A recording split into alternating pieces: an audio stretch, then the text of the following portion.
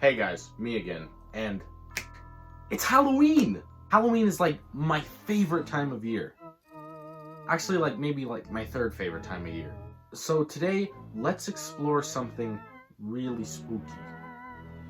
Like mysteries, because nothing says pissing yourself like Luigi and Mario 64. Halloween, the time of year everyone gets dressed up, eats a buttload of candy. Is there any other time of year this would feel normal? Halloween is known as a spooky holiday with stuff like horror stories, haunted houses, ghosts, monsters, and of course, the unknown.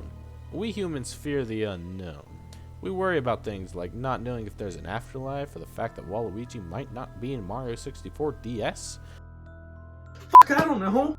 Of course, scary or unknown things can also fascinate us. For God's sakes, that's like the entire point of Halloween.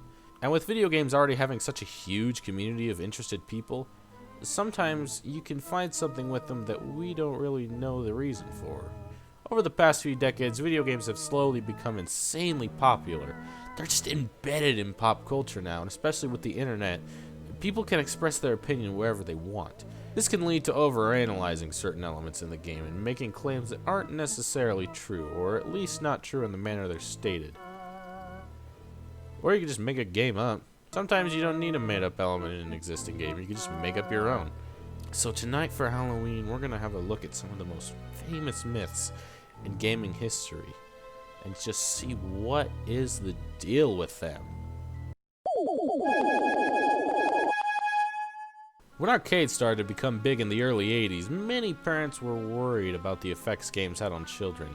So the government wanted to test that theory, so they hired a German company by the name of Sinneslosion to develop the game known as Polybius. Polybius, an alleged arcade game released in 1981 exclusively at an arcade in Portland, Oregon.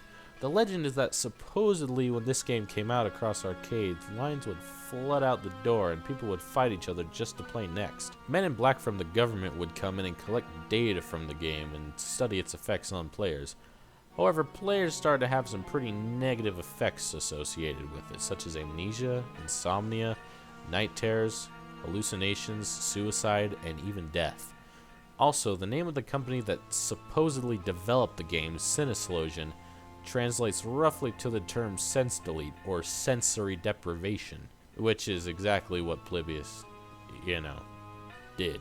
When word got out about this game, it was immediately pulled from the arcade after only a month, and that's the last we heard of it until the year 2000, when an entry on the game website coinop.org essentially stated the existence and release date of the supposed game. There are some claims that it was mentioned on Unset in 1994, however there's no existing record of this ever being true, but this post is what sparked interest in the game online and has been discussed ever since. Now, the gameplay of Polybius isn't the clearest thing in the world. People generally go towards the consensus of it being similar to Breakout by Atari, but I don't think this theory makes much sense. Like, the legend implies it to be its own thing, so it doesn't really make sense to have it be a copy of an already existing game. Plus, why would this have weird side effects but Breakout doesn't? Like, supposedly there was some subliminal messages flashed, but that's kinda it. While Polybius is a very fascinating story, it has, for the most part, been disproven. So Mario 64, one of the most revolutionary games of all time, wasn't the first 3D game, but really did numbers in the transition from 2D to 3D, sold over 12 million copies, really no big deal. Mario 64 featured a lot of the general main cast of Mario characters. Mario, Toad, Peach, Bowser, and even Yoshi made an appearance at the end. But a noticeably missing addition to the game is Luigi. People found this kinda odd considering Luigi had been in most of the games preceding Mario 64.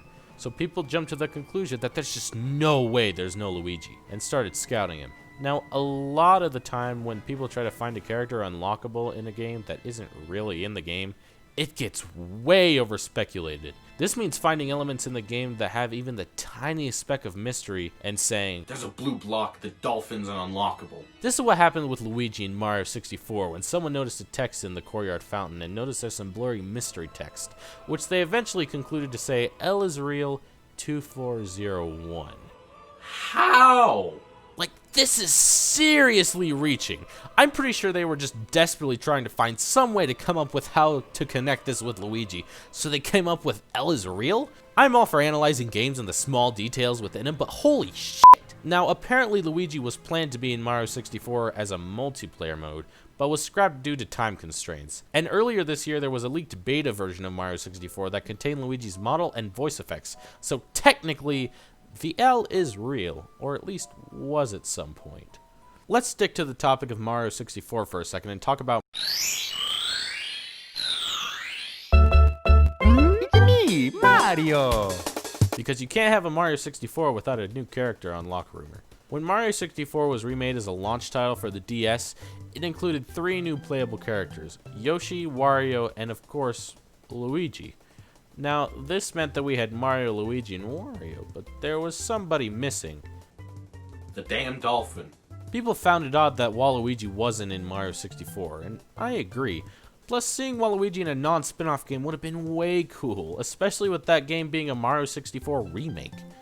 But he wasn't, and unfortunately, we just have to accept that. Unless, this picture right here is what spawned the rumor of Waluigi being in Mario 64 DS.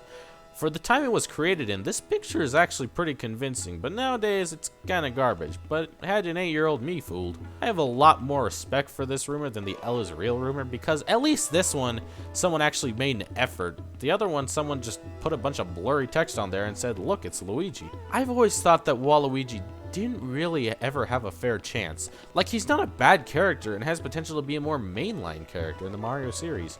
Like, the fact that Nintendo cares way more about Toadette than Waluigi is just fucking stupid. You know how they made Toadette?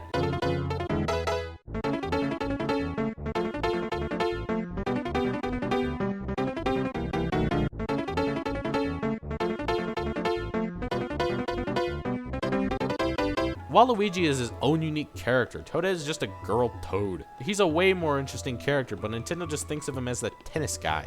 And for God's sakes, he needs to be in Smash Brothers. Like, the fact that it hasn't happened yet is absolutely mind-boggling to me. It makes so much sense. Like, I'm not even just saying this as a joke or a meme. Waluigi needs to be in Smash Brothers 100%.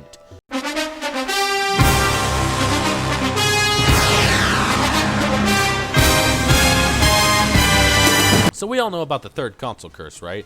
If you don't know, a very simple definition for it would be the belief that a company's third console is usually absolute garbage, like all the time. If you want more details about it, I made a whole video just talking about it for like 10 minutes.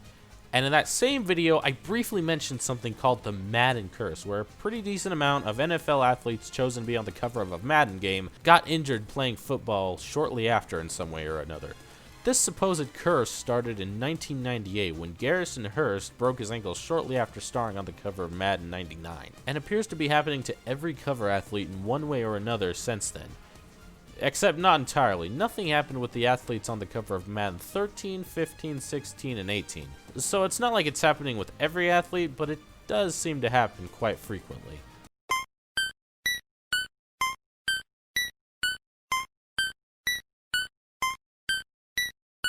Pokemon was a huge phenomenon during the late 90s to early 2000s. It was pretty big in America, but Japan? And when Pokemon Red and Green released in Japan, it was huge. Now, legend has it that if you reach Lavender Town in the original Japanese game, a version of the song would play a weird high frequency that was known to cause illness and suicide in young children and preteens, generally around the ages of 7 to 12. And this was generally caused due to them having underdeveloped and more sensitive ears. It is said that about 200 children committed suicide, and was usually done by hanging or jumping off of heights. After Nintendo heard about this, they recalled the game and lowered the frequencies to stop the effect. Supposedly. Finally, let's have a look at the myth that GTA might have Bigfoot in it. This myth originally spawned in GTA San Andreas when people thought he was in Back-O Beyond, only a week after the game's release. But after people started figuring out how to modify games, people would almost always disregard any piece of supposed evidence. Plus, Rockstar later confirmed that it wasn't real.